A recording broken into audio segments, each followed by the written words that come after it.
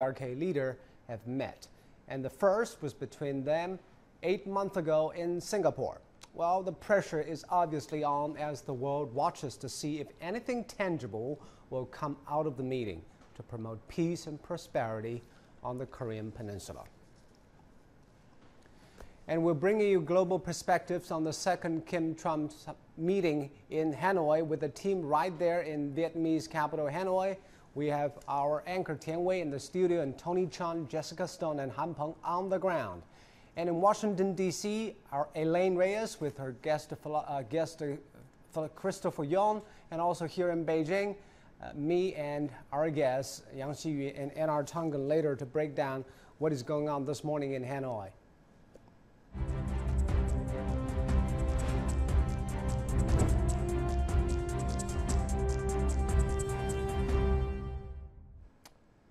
U.S. President Donald Trump has already departed from JW Marriott Hotel in Hanoi. He's now en route to the historic Metropole Hotel, where much of today's summit activities are taking place. He should be there in about 15 minutes. Trump and DPRK leader Kim Jong Un will hold another day of busy talks after they swapped compliments at a dinner yesterday.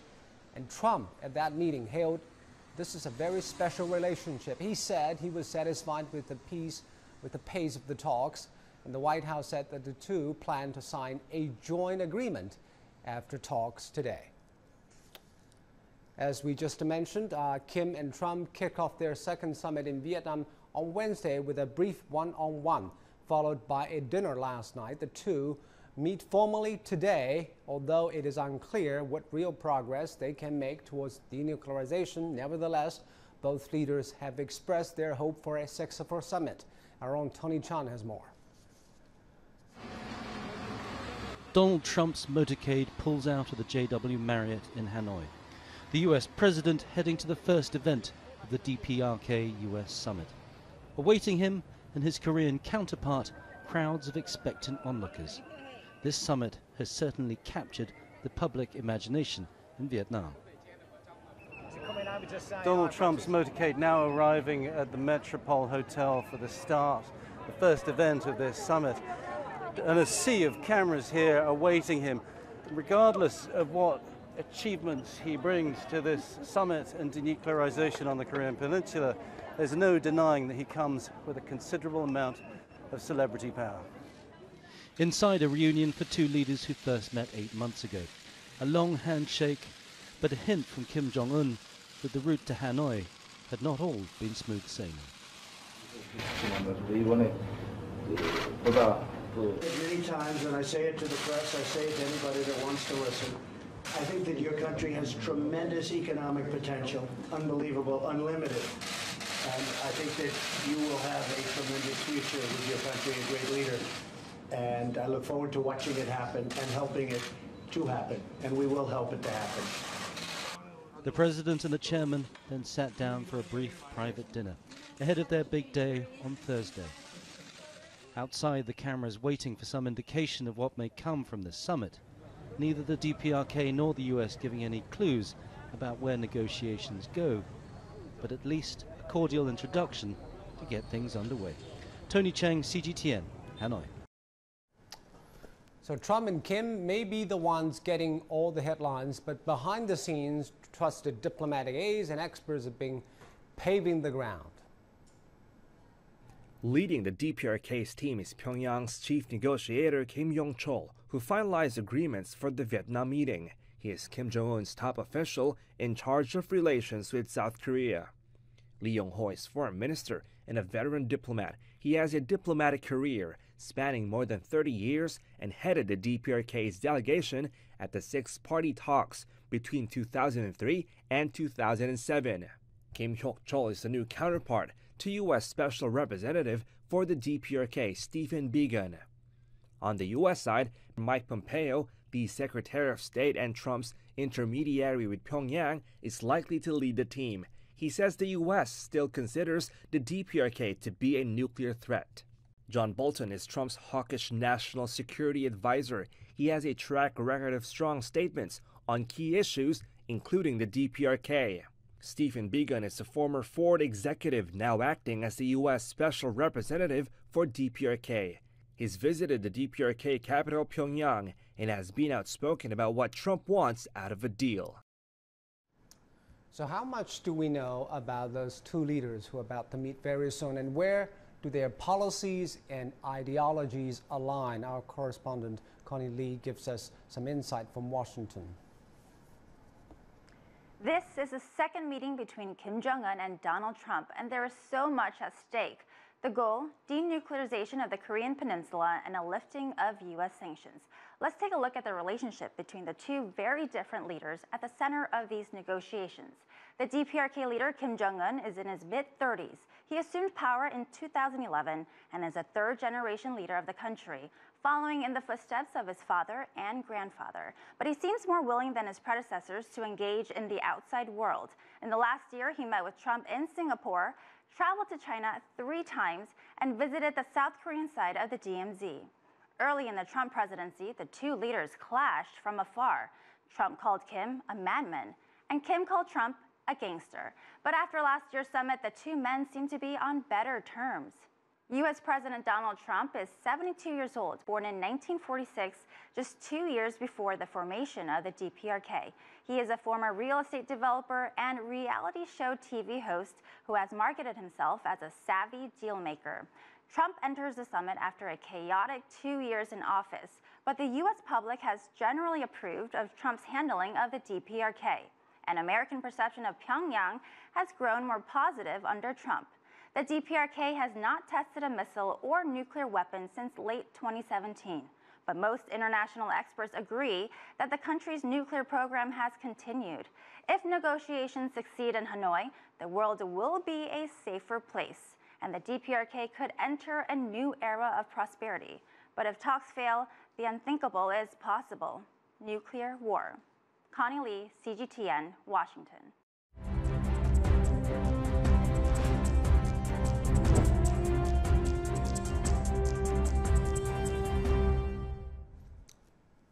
And CGTN has a team of anchors and reporters in Hanoi to cover the event. My colleague Tian Wei is right now ready to join me from Hanoi. Tian Wei, the two leaders have met. Some upbeat words about the process. What do you think it is going? Well, Zhou Yue, good morning to you from Hanoi. In fact, we are now in the studio in downtown Hanoi. Moments ago, a big round of siren sound and obviously the entourage of President Donald Trump just passed the street right in front of our studio. It is heading for the Metropole Hotel, where the two leaders from DPRK and the United States are going to meet for the morning. They are going to greet one another, then participate in a one-on-one bilateral meeting. 2 hours after that, they are going to have a lunch. And 2 hours, almost the lunchtime, they are going to different directions. They are going to sign, in fact, an agreement according to the original plan. And after that, different sides heading for their own hotel. And after the whole day of two of them bilateral roundup, President Trump is believed to participate in a press conference. CGTN is here in Hanoi to bring you all the latest. And for now, let's talk to our reporter Han Peng. He is at the Melia Hotel here. Kim Jong Un is staying in that hotel. Let's see whether he has left or not. Han Peng, how is the situation there? Has the entourage of Chairman Kim left the hotel yet? Hi, Tianwei. We might be right on time to caught that historic moment of Kim's motorcade moving outside his hotel. So far, he hasn't been out yet. That hotel behind me is called Melia Hotel, the gray building with the red stripes. You can see very clearly. That is the hotel that Kim has been living inside over the past few days here in Hanoi. And now it's about 15 minutes later than Trump's motorcade moving outside his hotel. So we're expecting that his motorcade will come out anytime soon, probably just the next second. Because yesterday, Trump's motorcade left at around 6 p.m. Out here we can already hear the noises of the police car moving outside. So we are expecting the bulletproof Mercedes-Benz of Kim Jong Un moving outside his hotel. So yesterday it was around 6 o'clock p.m. local time that Trump's motorcade moved out of his hotel, and it was 15 minutes later, 6:15 sharp, the Kim's motorcade moved outside his hotel, and then we saw that historic moment of the two leaders meeting for the second time here in Hanoi. Last time it was in June, the time when Kim Jong Un had a historic handshake with U.S. President Donald Trump. And now we can hear the sirens, we can see the moving of the police. We are expecting, according to my experience, we've been sticking out here for several days. Kim's motorcade should be coming out in just 1 minute. And a lot of movements here. The traffic has just been cordoned. Actually, the Vietnamese police have been they've been doing this cordon for just like 15 minutes ago. And because just now it was still rush hour here, and people were having the last minute chance of going to work without being late and being blamed by their bosses. And now we can see the cordon is already on, and after these motorbikes, it should be, here's the car. Here's Kim Jong Un's bulletproof Mercedes-Benz. He's just moving out of his hotel, going all the way to the summit. So we're expecting that today's summit is not just something for show, but a concrete push toward denuclearization and a summit that can really give peace a chance. Can't wait. Han Peng, thank you very much. Now, what we are expecting today, some suspect that it's going to be much more than just the handshakes and a show. There are three things that people are watching very closely. One is the so-called personal friendship that President Trump has been talking about yesterday when he was shaking the hands for the second time of Chairman Kim.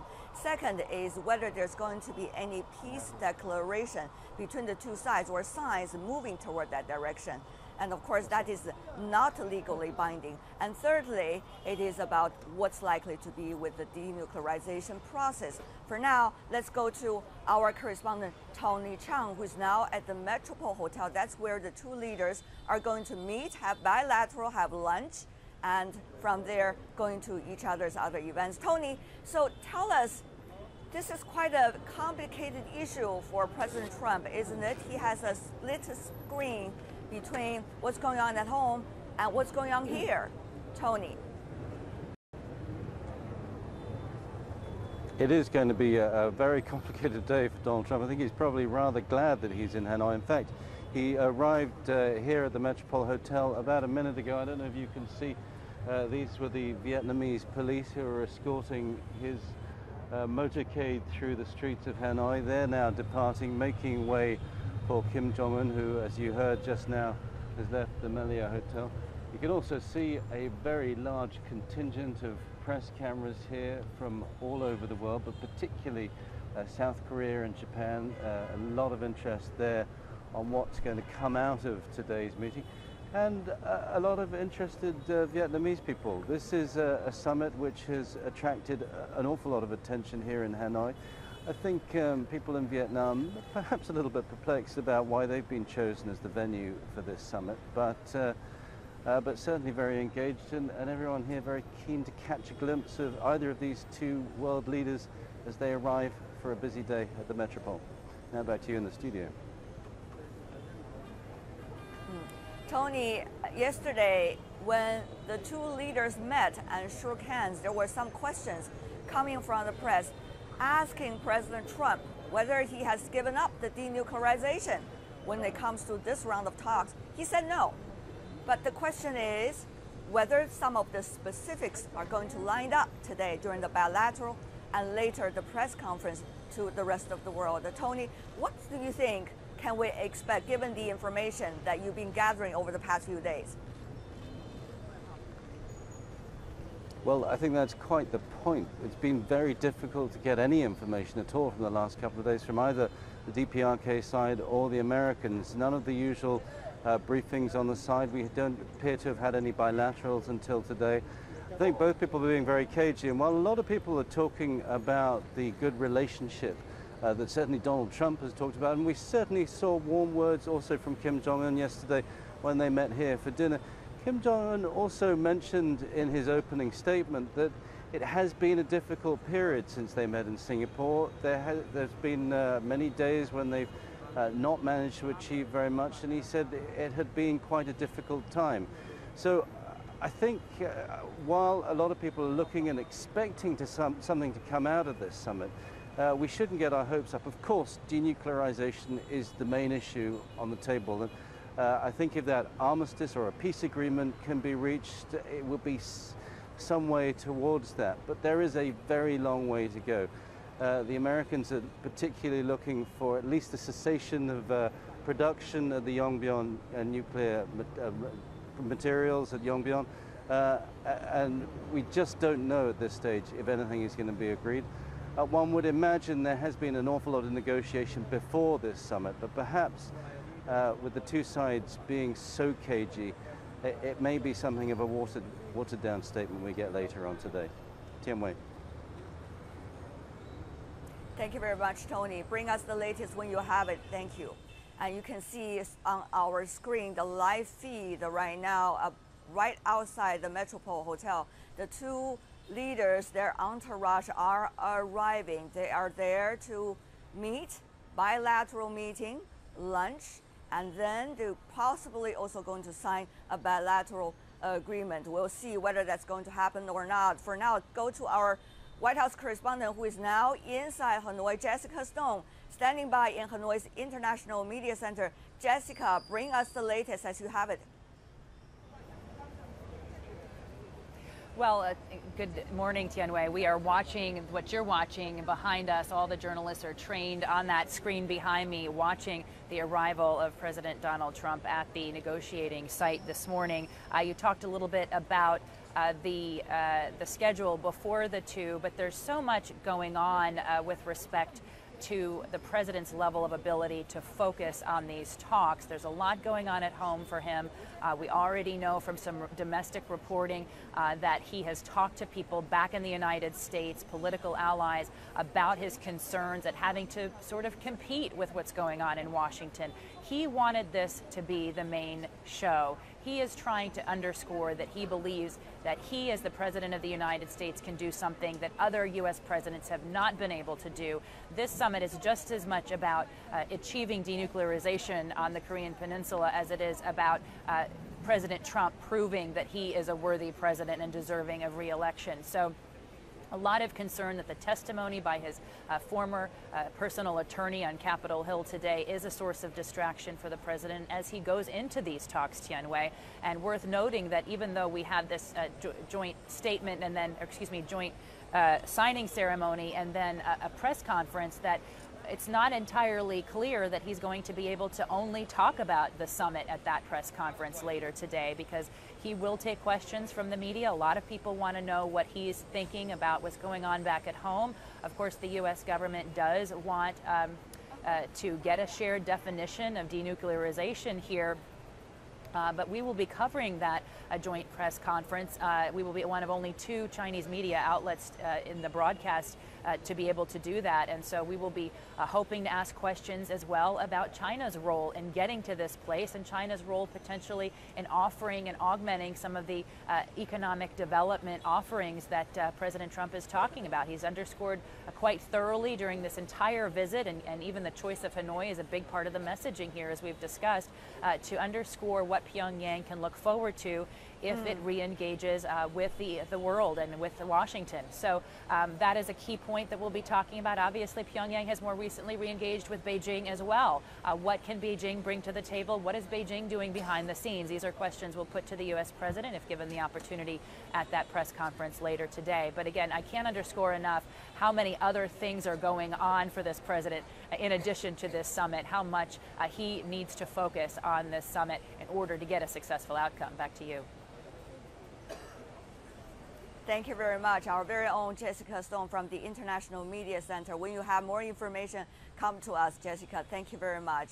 As we have mentioned earlier, this is likely to be a big day between the DPRK and the United States. Two things at least are focused on. One is the denuclearization. What new steps could be taken toward it? The other, of course, is the peace mechanism. To what extent the new stage of a peaceful situation in the Korean Peninsula is likely to be the outcome. But as you have noticed, Zhou Yue, the press release coming from Pacific War. Well, that's our special coverage on the second summit between President Trump and Chairman Kim, and they have already departed from their hotels to enter into the second summit in Metropole Hotel. And joining us in the studio is Yang Xiyu, Senior Fellow of China Institute of International Studies and our current affairs commentator, Anar Tangdam. Let me start with you, Anar, because what is different from today and yesterday is that there is a congressional hearing about President Trump's personal lawyers saying to the Congress and basically the whole world that President Trump is a cheat, is a conman, is a racist.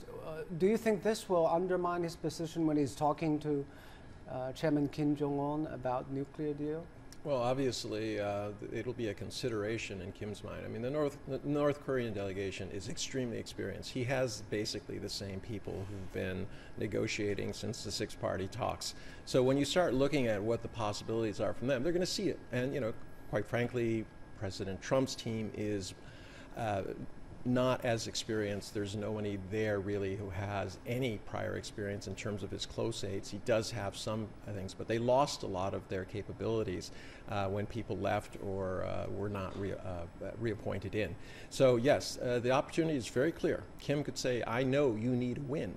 You need to be able to declare victory at 2 o'clock this afternoon, local time, and I can help you with that. Now, this is what I need. So obviously, it's a pressure point for Donald Trump. It's something he's feeling strongly, given the number of tweets that he has made, even while he's supposedly engaged in this He's very definitely high watching what is going on in D.C. Well, there's no question about that. Donald Trump is pretty much addicted to the TV. I probably, one of the reasons that their dinner was an hour and only an hour and 42 minutes long. But on the other hand, President Trump is very determined to push for the process on the Korean Peninsula. Yep. Will his determination be curtailed because of what is going on in the domestic politics? Well, from my past diplomatic experiences, I don't think that what happened in Washington, D.C. will fundamentally or substantively affect the negotiation in Hanoi because of two reasons. When Mr. Cohen spoke to the Congress, or before spoke to the Congress, most of the draft has been done by the working level negotiations. And secondly, you mean the negotiations between US in Hanoi, say when Mr. Cohen spoke to the Congress, before speaking to the Congress, the draft has been done in Hanoi. And secondly, far before the summit is held, the plan, the goal has been set by both of the teams. Even there's something else unexpected happened. I don't think the two negotiation teams will change dramatically or very big for the so previous you're plan. saying the agenda of the diplomatic team will not be changed. You know, in the real diplomatic relations, there's very few cases to see the unexpected external factor to alter or substantively change the plan or draft. But let me jump in here. We're facing a very unusual phenomenon that Donald Trump doesn't respect the diplomatic process. And you know, when he took his own trade negotiator to task with the Chinese side because he called it an MOU instead of what he wanted to call it. So you're saying he can interfere and change what the final document will look like? Donald Trump has gotten rid of anybody who challenges him. He makes it very clear he is the last individual, and he believes that he is the key to any deal. So, like his deal with Trump. I fully understand the situation you mentioned, but let me think. All right, this is let's go live to Hanoi right now. President Trump and Kim Jong Un is about to meet in Hanoi at Metropole Hotel. Do we have the live? There were people who have remained skeptical about Obviously, we still don't have the live signals from the hotel, but let's continue our discussion. I want to know what are the likely points on the final document, whether or not President Trump can tweak some parts of it, what are likely to be included? Okay, let me put it this way. All items easy to be done has been done before the 2 leaders met. But right? what are they? Yeah. The only possible difficult items need to be submitted to the 2 leaders is the sequence. Say, what kind of dismantle measures in Liangbian or somewhere else corresponding to what U.S. should do. That is the most difficult issues. Let's suppose North Korea has said, we are ready to dismantle all items at Liangbian. That is the main basis in North Korea. That's the sticking point. Yeah, and U.S., the United States, should lifting at least a part of sanctions.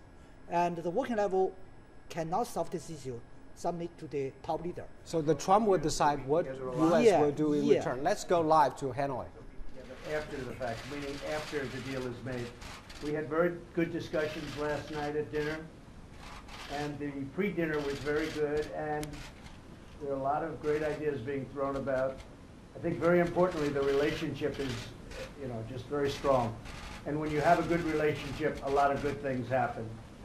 So I can't speak necessarily for today, but I can say that just a little bit longer term and over a period of time, I know we're going to have a fantastic success with respect to Chairman Kim and North Korea. They're going to have an economic powerhouse. I've been writing about it. I've been talking about it. I think it's going to be an economic powerhouse. And it's something I very much look forward to helping with, because with a little bit of help in the right location, in the right place, I think it's going to be something very special. Please. 네, 대단히 감사합니다. 오늘 다시 함께하게 되어서 매우 기쁘게 생각합니다. 또 앞으로 오늘 말고도 많이 만날 거라고 생각이 됩니다. 그리고 또 어떠한 합의가 이룬 후에도 우리는 계속 만남을 지속할 것입니다.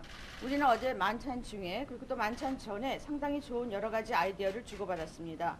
우리 가장 중요한 것은 우리 양국의 관계가 굉장히 강하다라는 것입니다. 또 관계가 좋으면 좋은 일이 많이 일어날 것입니다. 오늘뿐만 아니라 중기적으로 장기적으로 우리는 상당히 성공을 이룰 것이라고 생각합니다. 김 위원장 그리고 또 북조선에 대해서 제가 여러 번 말씀드렸습니다마는 경제적인 강국이 될 수 있는 잠재력을 많이 가지고 있습니다. 나는 그것에 대해서 많이 기대하고 있고 우리가 앞으로 좋은 성공 또 많은 합의를 이루기를 기대하겠습니다. I've been saying very much from the beginning that speed is not that important to me. I very much appreciate no testing of nuclear rockets, missiles, any of it. Very much appreciate it. And Chairman Kim and I had a great talk about that last night. I'd let him say what he said if he'd like to, and if he doesn't have to. But we had a very good talk about that last night. And again, I am in no rush. We don't want the testing, and we've developed something very special with respect to that. But I just want to say I have great respect for Chairman Kim, and I have great respect for his country, and I believe that it will be something economically that will be almost hard to compete with for many countries. It has such potential. Okay? 네, 처음부터 제가 얘기했습니다만은 this is President Trump meeting Kim Jong Un in Metropole Hotel in Hanoi. He just mentioned that he had admiration for the country DPRK and the leader, and he's very patient. There's no rush to have an agreement. But basically the tone is upbeat about the prospects. 저는 그냥 서두를 그런 생각은 없습니다. 하지만 우리가 굉장히 특별한 것을 지금 하고 있다. 특별한 관계를 가지고 있다고 생각하고 김 위원장과 북조선의 많은 Mr. Kim Jong Un has to say before their historic summit. 잠재력은 어느 나라와도 경쟁할 수 없을 만큼 그런 특별하고 강한 그런 잠재력이라고 생각합니다. 그렇습니다. 다 끝났습니다. 우리한테 시간이 귀중한데 우리한테 좀 편안한 시간 주시면 우리 이야기. Thank you all very much. We're going to start a discussion now with our Obviously, Kim Jong Un Thank you all very much. doesn't want to say anything before their meeting. No rush. No rush. No rush. There's no rush. We just want to do the right deal. Chairman Kim and myself, we want to do the right deal. 옳은 Speed is not 합의를 이루어야 important. 된다. What's important is that we do the 가장 right 중요한 deal. 것은 옳은 합의를 Thank 이루는 you all 것이 very much. 중요하다. Thank you, guys. Chairman Kim, are you confident? Feeling good about it? 김 위원장님 자신 있으십니까? 적당하긴 있다고 생각합니다. Well, it's too early to tell. 예단하진 않겠습니다. But I wouldn't say that I'm pessimistic. 그러나 나의 직감으로 보면 좋은 결과가 생길 거라고 믿습니다. But from what I feel right now, I do have a feeling that good results would come out. Thank you, guys. Thank you. Thank you very much. I want you to send Chairman Kim a picture. Thank you, President. You want to come up? Right this way. You want to come up? So it turns out both leaders are very optimistic about their second summit, and President Trump didn't forget to ask the New York Times photographer to take a photo of both of them. President Trump is basically saying there's no rush for this process, but he's confident. He has many nice words about DPRK and his leader Kim Jong Un. Now we'll take a short break, and I'm watching a special coverage on the second summit between President Trump and Kim Jong Un.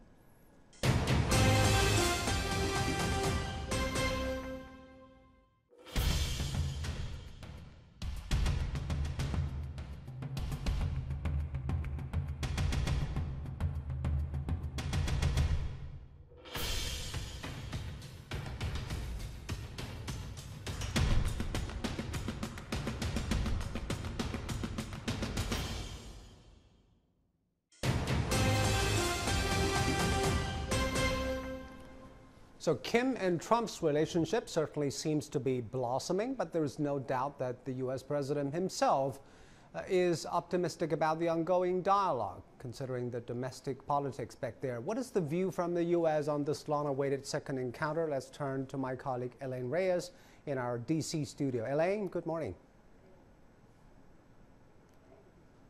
Good morning to you, Zhou Yue. The Hanoi summit is competing for headline space here in the United States with other big stories, as you mentioned. But despite that, major newspapers prominently featured the Trump-Kim talks. Some newspapers used images of Trump and Kim or just Trump arriving in Vietnam. Now, from the Washington Post to the Wall Street Journal, there was an image and a headline. The Boston Globe used only a photo of President Trump, and one of the smallest newspapers we looked at here featured one of the biggest headlines. The Wyoming Tribune-Eagle used a split image of both Trump and Kim and a headline in bold letters.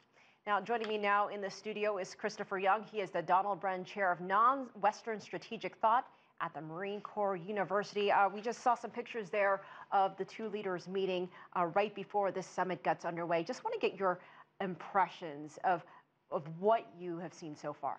So, I mean, you're seeing some positive things being said by both leaders, which is always a good sign. I mean, considering where we were a year ago or a year and a half ago when the two leaders were trading barbs. So that's positive. Leaders said a lot of good positive things. Early predictive reports about what might be agreed upon also sounds okay, sounds good. But again, like I've said before earlier on this program, I want to see the details on what has been agreed. And that, to me, is the most important thing. But so far, the atmospherics look fine. The leaders look very comfortable with one another. So all of that looks very fine. But again, to me, the devil will be in the details. We've been talking about these details, talks of a liaison office within each country, talks of a possible peace declaration of some sort. Are you thinking we could see a lot of more concrete outcomes compared to what we saw in Singapore? So I think so. I mean, I think what you had in Singapore were promises to do those types of things, perhaps improve relations between the United States, North Korea, South Korea, et cetera. But then the promise or the possibility of forming a liaison office is definitely more concrete. So is the promise to bring more remains back home, of course. And then finally, if they do actually sign some sort of symbolic peace treaty, that is definitely big news. And so if those things come out, those are all positive steps towards better relationship between the two countries.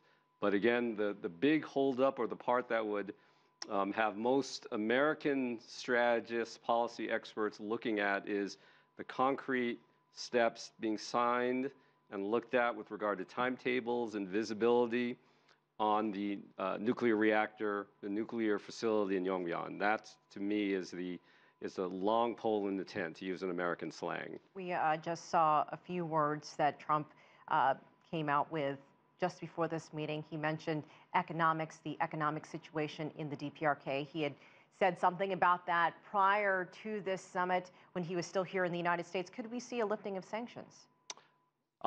Yes, that's definitely the leverage that the United States has to try and get North Korea to move in a direction that would be, from our perspective, would be very positive. And so, my understanding is that's what this administration is holding out as the best hope to get North Korea to move in a positive direction, is the promise of lifting those sanctions.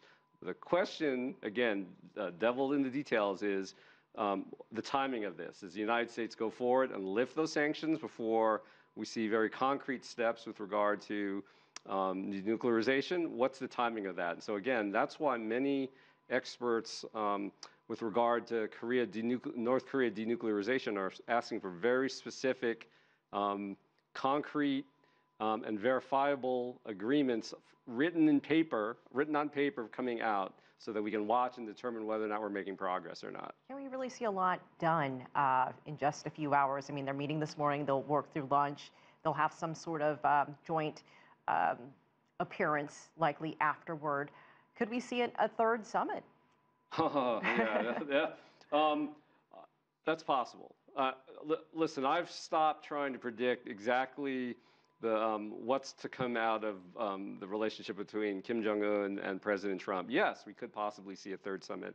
I hope not. I hope that what you see coming out of this is something very concrete, and that at the working level you see North Korean and American policy analysts getting down and hammering out the details on an agreement that both countries can move forward with. Trump has said that he would consider a third meeting. Oh, I'm not surprised that that's the case. Lastly, what do you think will be the biggest takeaway when we come to the end of the day, at the end of the summit? The biggest takeaway in terms of how the two countries are interacting and how to move forward? Well, let me just say that thus far, summit diplomacy that this administration has advocated for has come as a surprise to most American East Asia experts. That is, most of the policy community had come forward and said, well, this is the pattern or the approach that we need to follow to break the impasse. And the first step is to get North Korea to come to an agreement, solid, verifiable actions that will denuclearize the peninsula. And the idea of taking a risk by putting a president in the same room with the North Korean president flew in the face of the vast majority of individuals who looked at this problem. And so I guess one of the lessons from this is that you have an unorthodox president taking an unorthodox approach with a relatively young North Korean leader who perhaps was open to an unorthodox approach. And so one of the takeaways might be that the convergence of unusual circumstances may actually be what breaks this impasse. So I'm being somewhat more optimistic, but again, I would like to see what comes out of the signed agreement coming out in the next few days. You've seen that Donald Trump cannot be predicted. You may be surprised. Yeah. Christopher Young, thank you so much. Thank you. And we send you back to my colleague Zhou Yue in Beijing for continuing coverage of the Trump-Kim summit in Hanoi, Vietnam. Yes, it indeed is an unorthodox way of conducting diplomacy. Well, U.S. President Donald Trump has just told DPRK leader Kim Jong Un that he had great respect for him. To bring a good result, ultimately. Trump wishes that DPRK could become an economic powerhouse. In response to outside pressure of any concrete progress, Trump said speed is not important to him. He appreciates there had been no testing of weapons in DPRK recently. Trump said he was in no rush. The two leaders have just started their day 2 for the DPRK U.S. summit at the Sofitel Legend Metropole Hotel in Hanoi. Now, watching our special broadcast of CGTN on the second summit between President Trump and Chairman Kim Jong Un. Don't go away, be right back.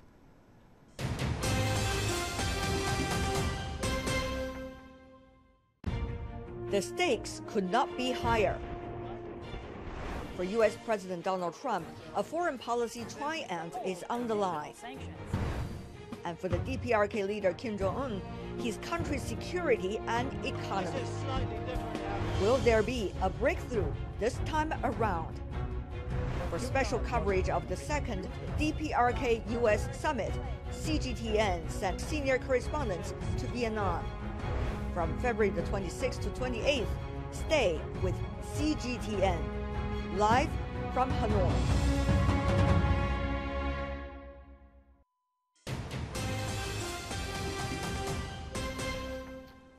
And we all know the historic Singapore summit isn't the first time that agreements on denuclearization of the Korean Peninsula have been reached. Now let's take a look how previous nuclear negotiations have been going in fits and starts over the past few decades. Back in 1994, the U.S. and the DPRK signed the agreed framework whereby Pyongyang gave up its plutonium enrichment in exchange for 2 nuclear power reactors. This resulted in a roughly 8-year stretch of calm. But the harmony discontinued when George W. Bush took office in 2001, where he adopted a harder line towards the DPRK. North Korea is a regime arming with missiles and weapons of mass destruction. States like these and their terrorist allies constitute an axis of evil. In 2003, DPRK withdrew from the Nuclear Non-Proliferation Treaty. To address the region's security concerns, the 6-party talks were launched, involving the U.S., China, DPRK, ROK, Japan, and Russia. In 4 years, China chaired 6 rounds of talks in Beijing, during which 3 significant statements were issued. The first breakthrough came in 2005. Pyongyang, for the first time, committed itself to abandoning all nuclear-related activities. In return, the U.S. and Japan pledged to begin steps to normalize relations with the DPRK. But shortly after that, Washington imposed financial sanctions.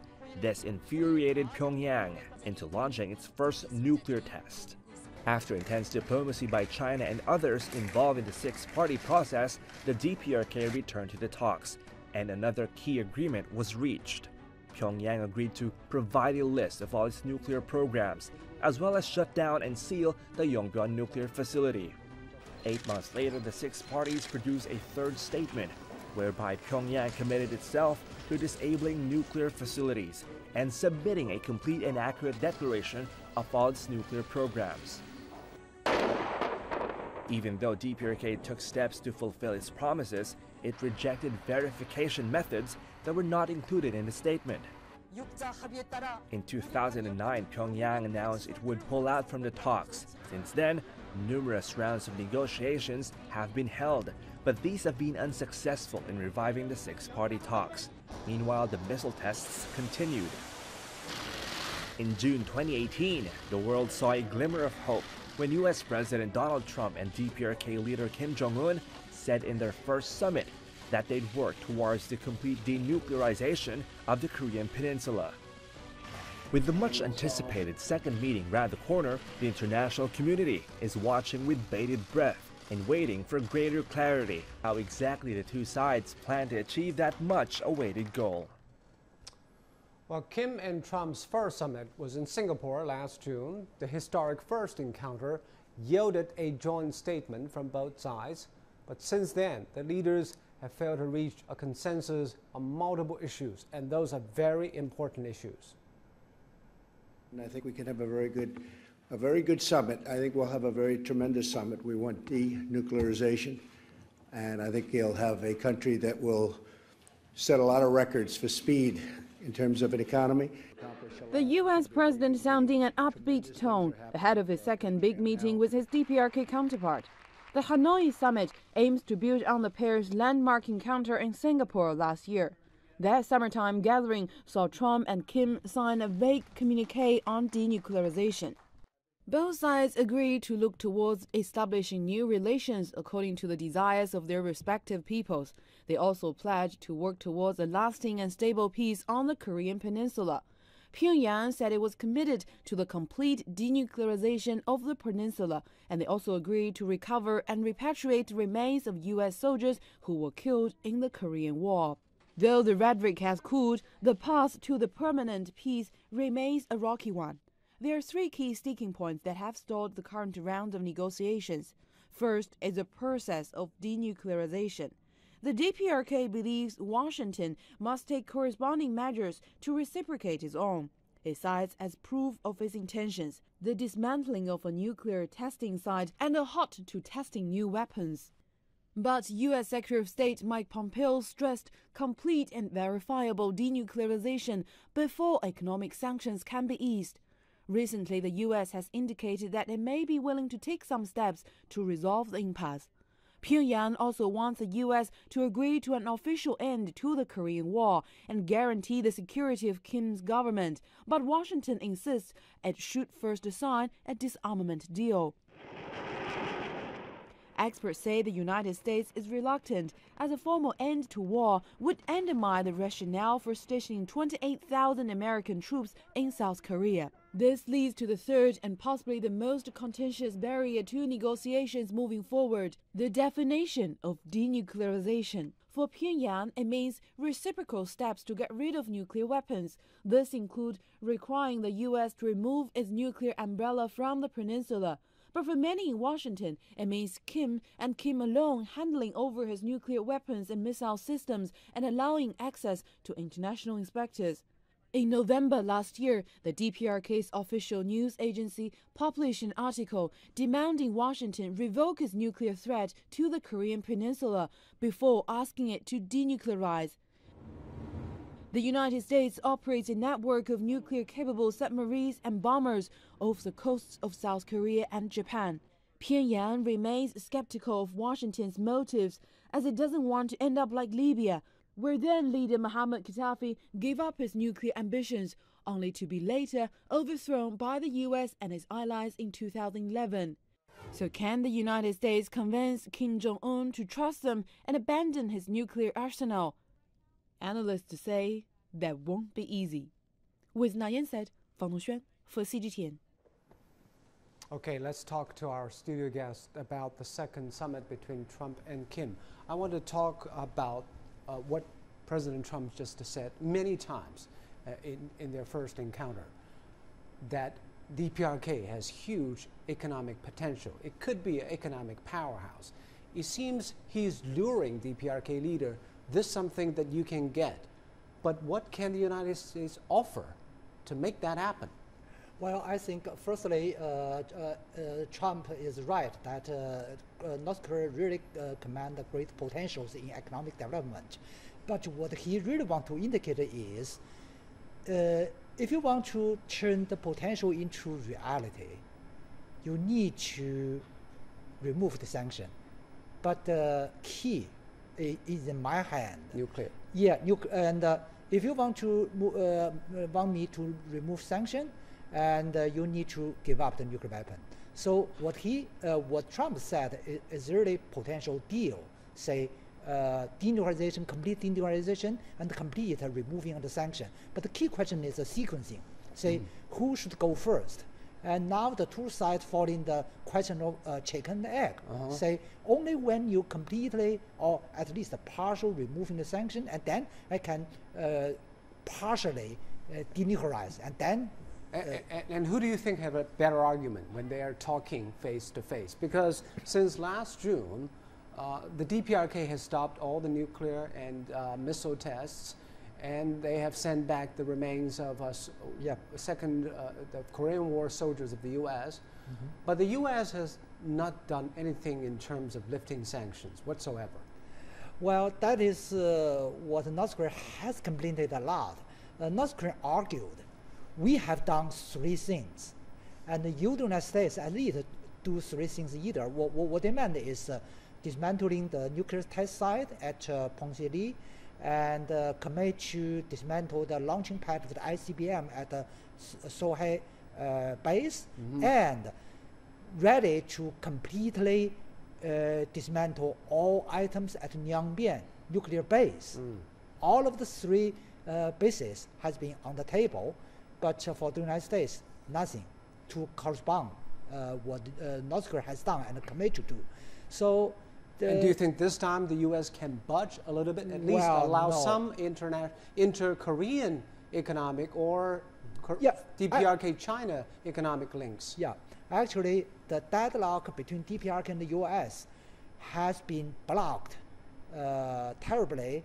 The possible economic cooperation between the two Koreas, let alone China and the DPRK. For example, the two Koreas has got a ceremony of construction of the interlinking transportation between the two.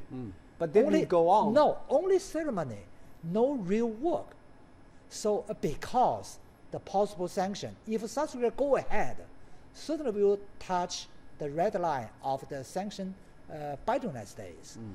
So basically, North Korea hold the key of the denuclearization, and the U.S. hold the key of the removing sanctions. I think there are American observers have been saying President Trump can come up with a weak agreement for the United States because obviously he wants to have a deal at Hanoi. So do you think President Trump will concede on those things that Mr. Yang just mentioned, lifting the sanctions a little bit, allow the two Koreas to have more economic transactions in the end? Well, I mean, the key to what you're talking about is this, what happened in September 21st, 2017, when the U.S. basically said they're going to use the SWIFT system. This is the international payment system. They said any company that uses the SWIFT system, which is the international payment to pay for ships or goods or anything that is related to North Korea, they will be in violation of sanctions against the U.S. Now, because those are unilateral sanctions by the U.S., Donald Trump could lift that. Literally, and because this was not done by Congress, this was done by him. So under those circumstances, all right, yes, he can lift it up, but he can never politically afford to give any money to the DPRK before there is this denuclearization, not only timetable, but almost complete. So probably we should be focusing on his main game plan, which is to say that there's going to be a peace treaty, that I will lift sanctions, U.S. sanctions, and then I will allow other countries, China, South Korea, Japan, Russia, to offer assistance. And if that works, and if they support me, then everything will go on. But I want to give you a slightly different look at what Donald Trump was saying. This was not the Donald Trump we're used to. All right. Why?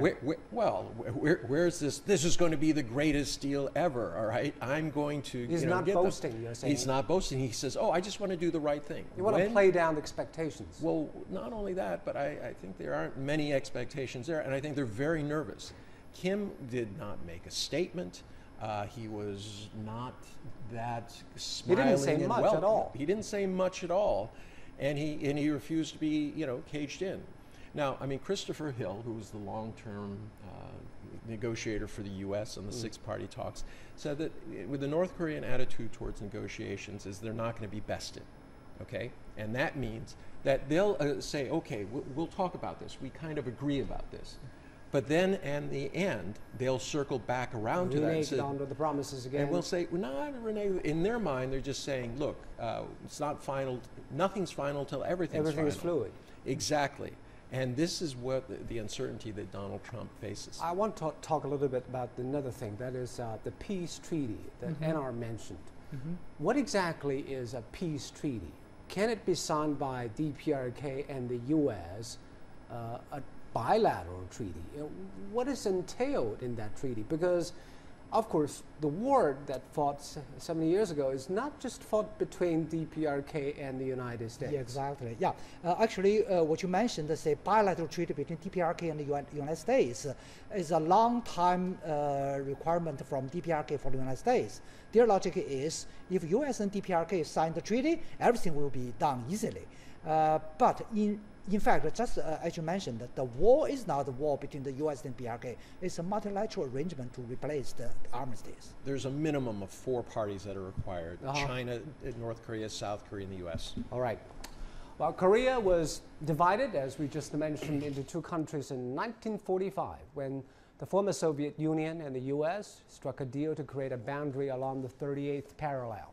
Well, the RK and the DPRK both claimed to be the legitimate government of all of Korea.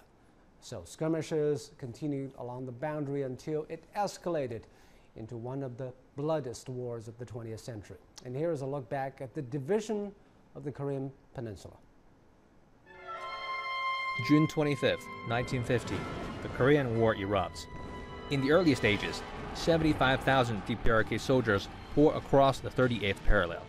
3 days later, the capital of Seoul is captured. UN forces, established through the maneuvering of the U.S. at the UN Security Council, arrived in South Korea soon after. Despite this, the DPRK continues with its push, occupying all of South Korea with the exception of Busan. September 1950, the so-called UN forces launched a counter-offensive behind enemy lines in Incheon. They retake Seoul and head north towards China, which had threatened the country's safety.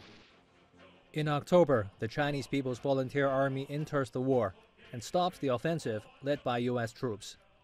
2 years later, despite endless fighting and several talks, an armistice is signed in July of 1953 between the DPRK, China, and the U.S.-led UN command. The agreement allows for the return of prisoners and creates the demilitarized zone, which has been separating the DPRK and South Korea ever since. And the Korean Peninsula remains not only divided, but still technically at war. Pyongyang and Seoul say they want a formal peace agreement soon, and even Donald Trump has signaled the U.S. will sign if the DPRK offers a concrete plan towards denuclearization. So what would a peace deal look like? And could one emerge from the Hanoi summit? Jack Barton has this from Seoul. In the heart of Seoul, a large memorial and museum for a war that is still not officially over, which is why it gets new exhibits every few years, like this South Korean patrol boat sunk during a fierce naval battle with the DPRK in 2002. 8 years later, another South Korean warship was allegedly torpedoed by a DPRK submarine. 46 crew members lost their lives. And there have been frequent, often fatal, exchanges of fire along the demilitarized zone. Pyongyang now wants a formal peace agreement to replace the armistice, essentially a ceasefire signed in 1953. Seoul feels the same, as does China, a signatory to the original truce. China and North Korea, no problem. China and South Korea, no problem. We normalized our relationship. The thing is that there should be the peace agreement between North Korea and the United States. Even Donald Trump seems to be on board, but that doesn't mean a deal will be easy. A peace agreement would need an accompanying political agreement. That means that South Korean constitution is going to recognize North Korea as a state. So I think that not only bringing the peace into the Korean peninsula, there's going to be huge change in Korean politics. Of course, Pyongyang would have to reciprocate. The leadership in the Korean Workers' Party talks about completing the revolution and achieving the final victory. So unless there's some kind of political settlement that includes the Korean Workers' Party ceasing or terminating the revolution and declaring a willingness to coexist and peacefully coexist, then I think it's kind of dangerous.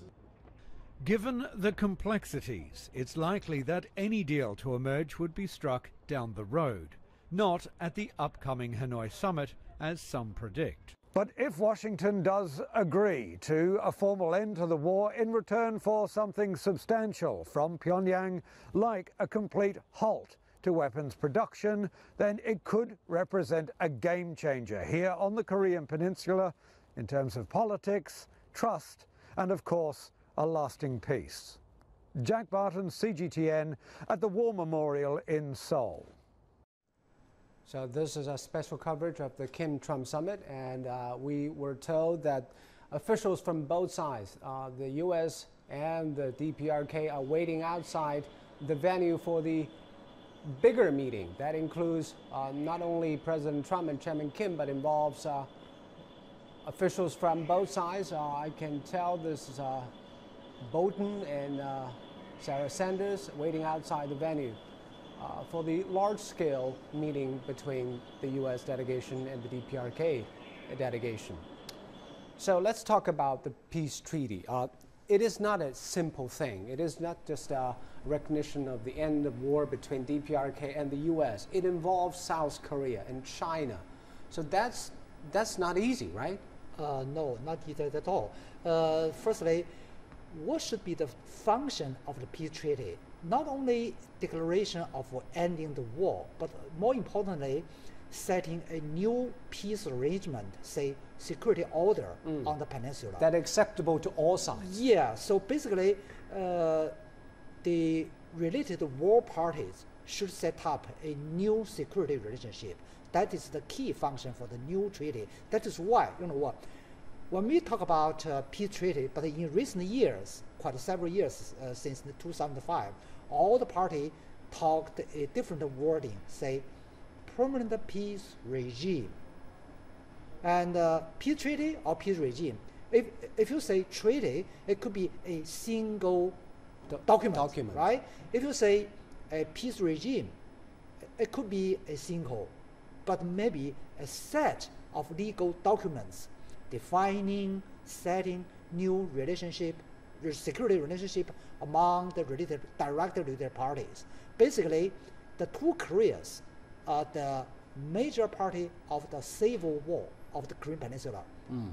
However, quickly the civil war turned into the international war, joining by about 20 countries, primarily between China and the United States. This is a live feed from Hanoi, a meeting between Mike Pompeo and Kim Jong Un's sister, Kim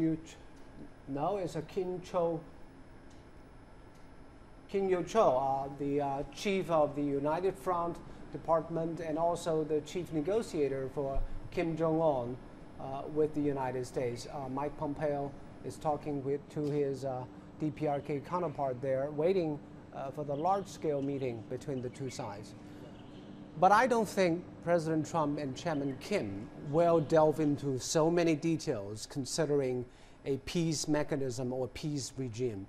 No. What will their declaration of peace treaty be looking like? Well, through the years game, now the tangible consensus could be like this. The whole peace build-up can be divided into two steps, baby step and the big step. Baby step means the declaration of ending war, initiated by President Moon and Chairman Kim last year. And that's a baby step. That step only contains some symbolic political meaning, say, oh, all of related parties has turned over the past page and face the new page of the history, but no binding meaning. It's no legal. It's just a political documents.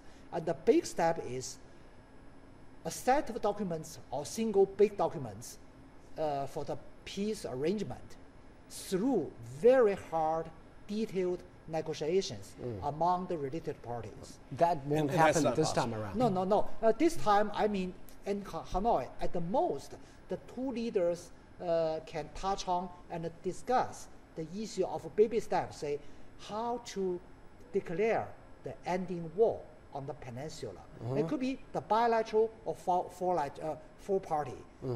Originally, the two Koreas had a consensus, say the related parties, 3 or 4, should join in the declaration of ending war. But now, many news reports from Hanoi say the two sides could declare ending the war. But in my view, it's impossible to issue two documents, Hanoi declaration. But I think it's not possible from the U.S. side. A treaty would require 2/3 of the Senate to consent. Yes. That's not going to happen unless there is a very concrete So plan. what will come out of this in terms of cessation peace of hostilities? Cessation of hostilities.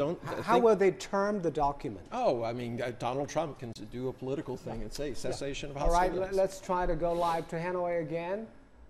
It seems that President Trump and Chairman Kim has wrapped up their one-on-one meeting. That's a 30-minute meeting, one-on-one, and then they will walk to another venue for the larger scale meeting that will include, as I just mentioned, the delegation members from each side. Secretary of State Mike Pompeo and his Chief of Staff Mulvaney, and also on the DPRK side, Foreign Affairs Minister Rio Cole and his Representative Rio Cho.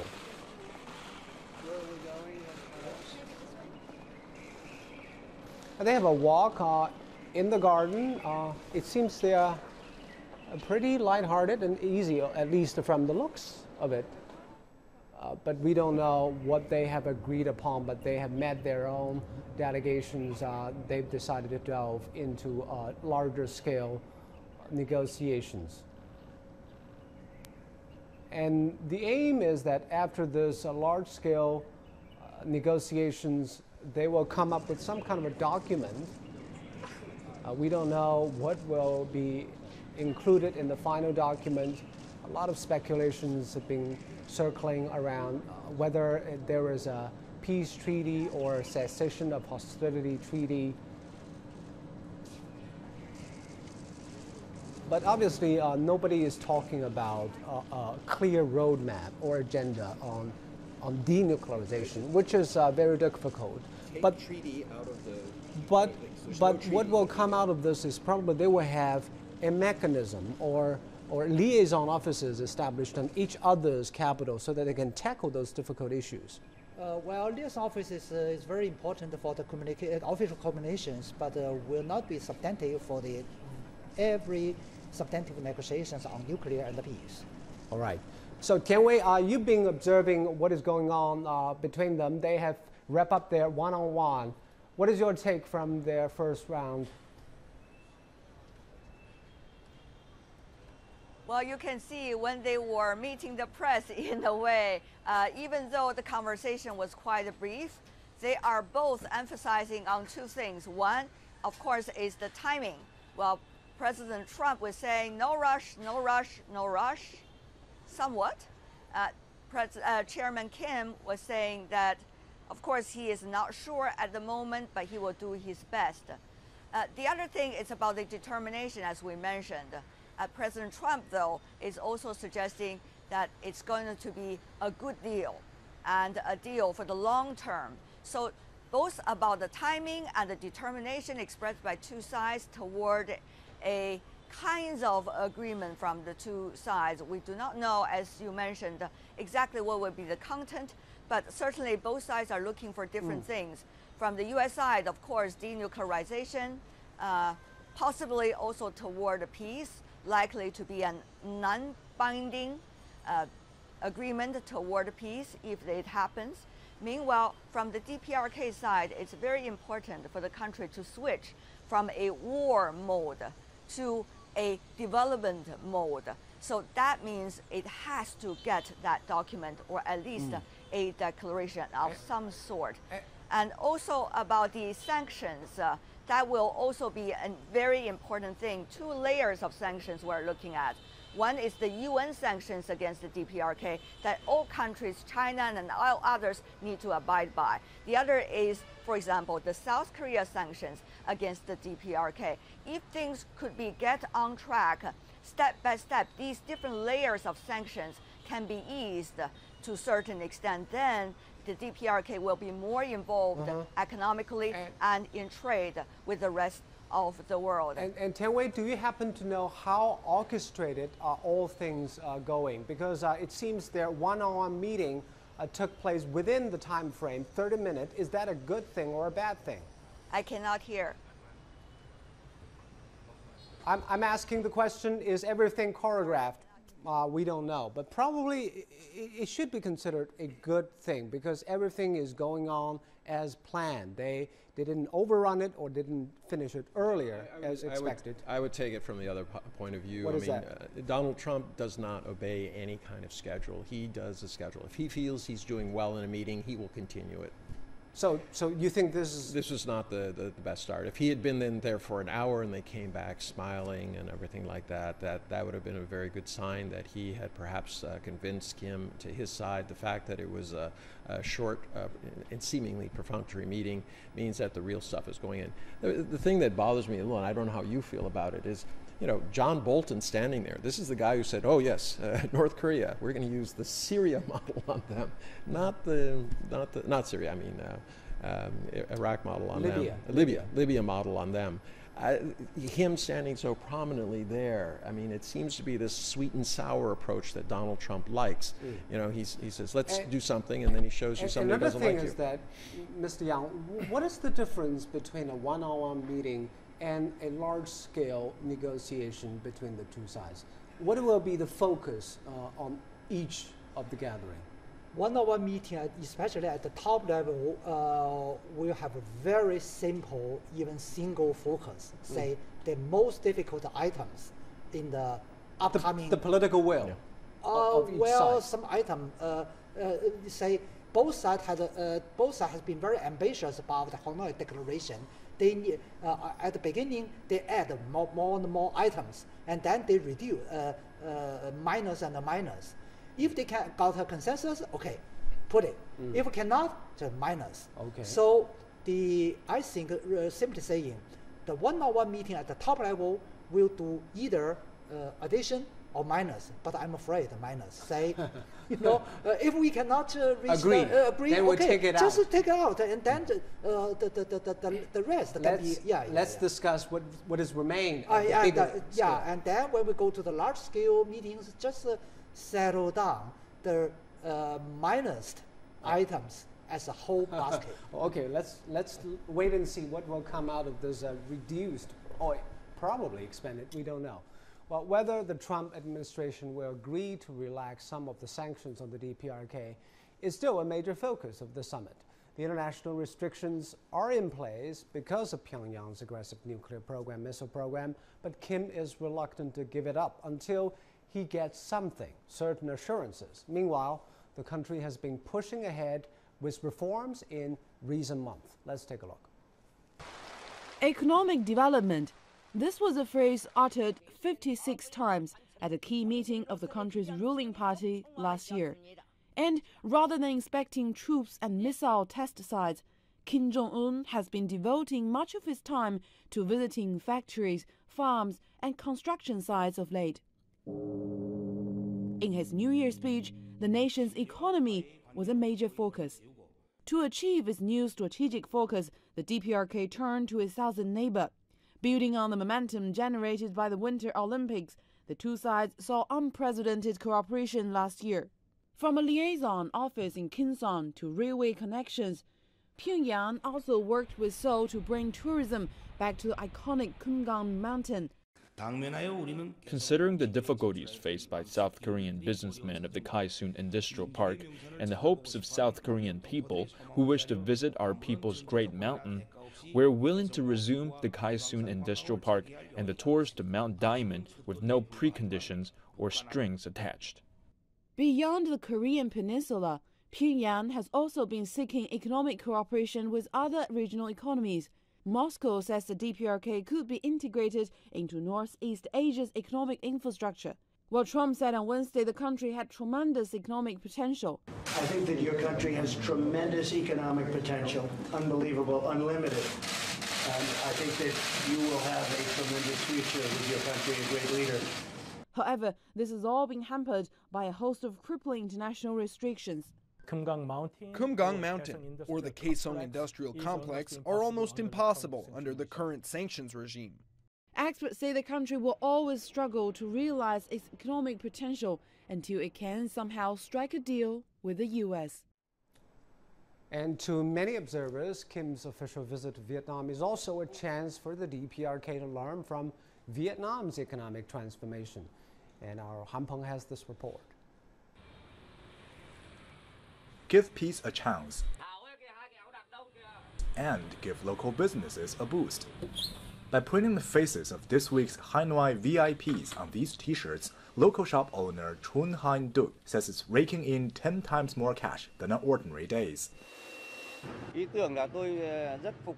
One is the leader of the most advanced country in the world, and the other leader, although a bit extreme, has realized that his people are too poor and he wants his nation to develop.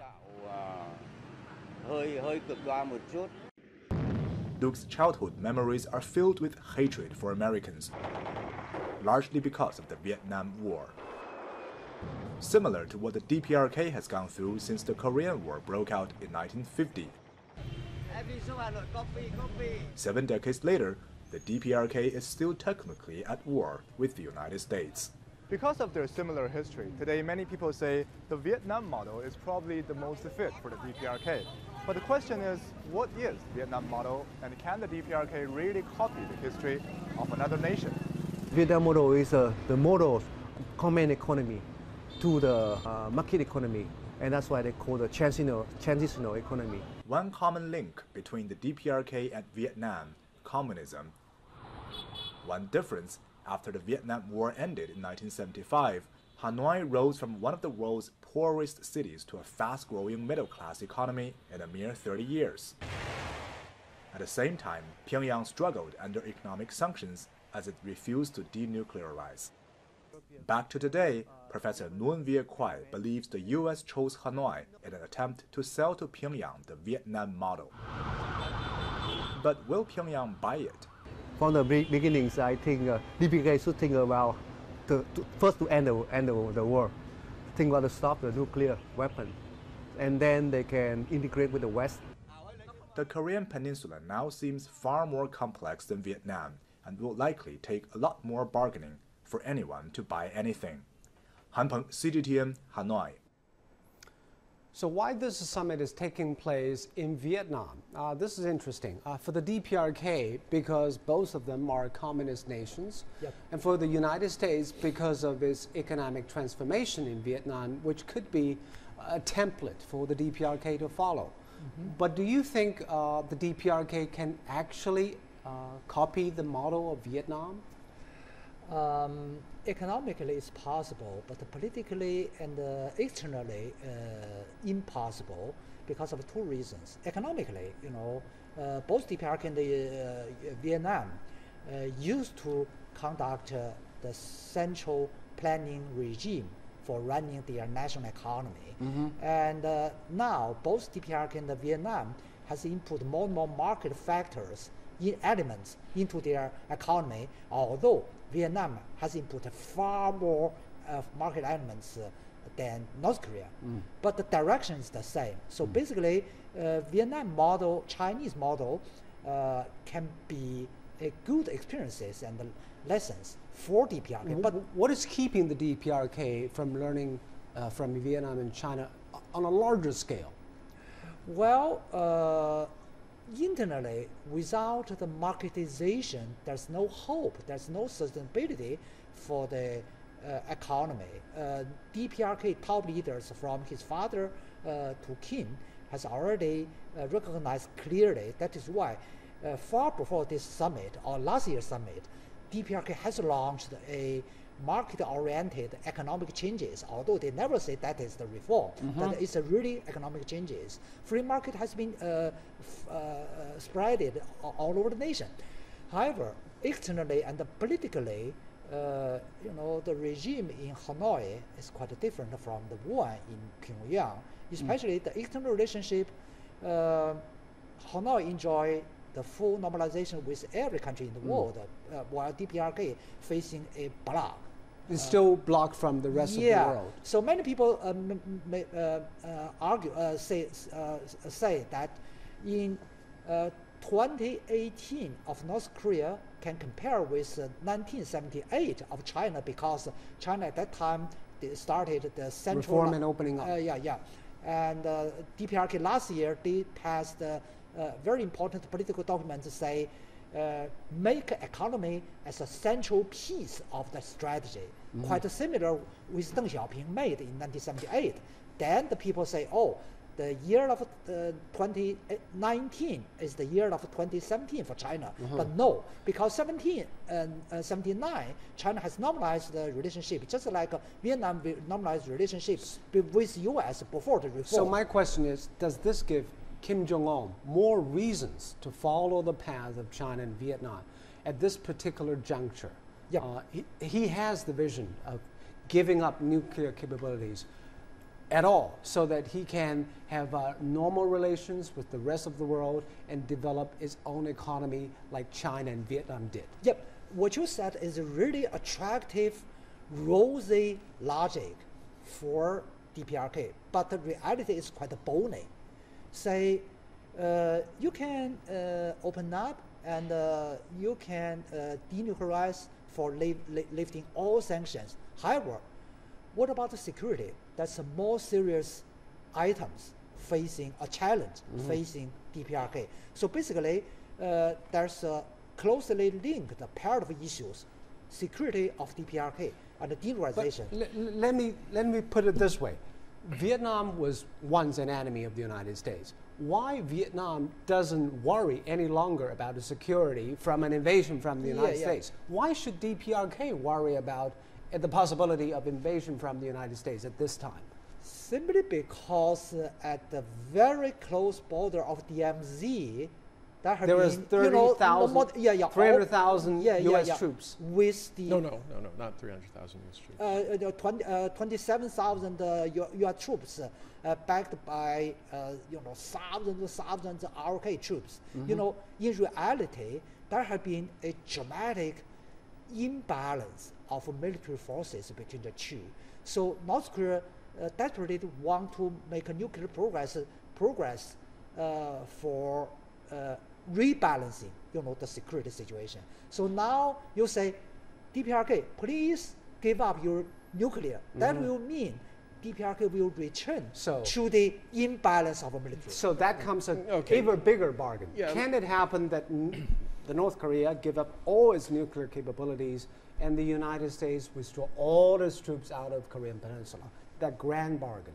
The grand bargain, it sounds good, but it's probably not going to happen. Why not? Because of the nuclear. I mean, if they can get complete verifiable, but can you tell me honestly, either one of you, that the North Korean DPRK is going to allow U.S. inspectors, since Donald Trump doesn't trust anybody else, to roam around the country at will and go where they want to, look where they want to, at any kind of military facility? It just doesn't sound right. I think really what you're talking about is, and on a base issue, is that for many years, that the government of DPRK have been telling their people that things are tough, but things here are a panacea compared to the rest of the world.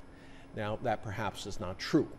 So they have to somehow figure out a way of reintroducing their people to the international society and to the way it actually is, and give them a reason for the suffering that was caused before and perhaps some new hope. And that's difficult. All right, let's look at the story in 1980s. In the late 1980s, both Vietnam and the DPRK, they both faced economic crises, but while Pyongyang turned inward, Hanoi opened up to foreign investment and a free market economy. And in hosting this summit, Hanoi also hopes to show Pyongyang there's another path to prosperity. Vietnam would be able to provide many insights into economic development to the DPRK. They were at one point both cut off from the West and have been exploring approaches to prosperity. Ties between the two countries date back to 1950, when they established diplomatic relations. And in 1958, Kim Jong Un's grandfather, Kim Il-sung, paid a 6-day visit to Vietnam. He met with then-leader Ho Chi Minh, visited factories, farms, and a military school. And in 1964, Kim Il-sung made his second trip to Vietnam, visiting Ha Long Bay, now a UNESCO World Heritage Site. The DPRK is working to develop its economy. On December 23, 2017, it announced a move to build the Gangnam Economic Development Zone in Pyongyang, aimed at attracting foreign investment. However, this week, the DPRK's official newspaper promoted a nation-first spirit, casting doubt on whether Pyongyang's leaders believe they need a new model for economic development. But for entrepreneur Daniel Nguyen, Vietnam's openness to foreign know-how and capital has made it the place to build Song Khai Distillery. It's the first to make gin in Hanoi. Nguyen says Pyongyang can rely on its study of Marxism to find its own balance between progress and protection. There are pros and cons to everything, of course, but I think opening up allows you to have options, and options are never bad. And this time in 2019, aside from the summit with U.S. President Donald Trump, Kim Jong Un's trip also includes an official goodwill visit to Vietnam, meeting with Vietnamese President Nguyen Phu Trong. Timothy Ulrich, CGTN. And we want to wrap up this hour's special coverage on the Kim-Trump summit. Later on, they will have large-scale meeting between the two sides, and hopefully they will have a declaration or a document to sign this afternoon. Now watching a special broadcast. We'll be right back after this.